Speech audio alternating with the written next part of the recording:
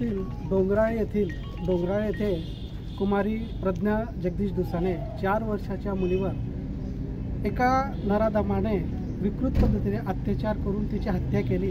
त्या हत्येच्या घटनेच्या निषेधात आज आम्ही इथे एकत्रित जमलो आहोत। आमची शासनाला व प्रशासनाला एकच विनंती आहे, संबंधित खटला जलद गती न्यायालयात चालवून त्या पीडित मुलीला व तिच्या परिवाराला लवकरात लवकर न्याय मिळवून द्या।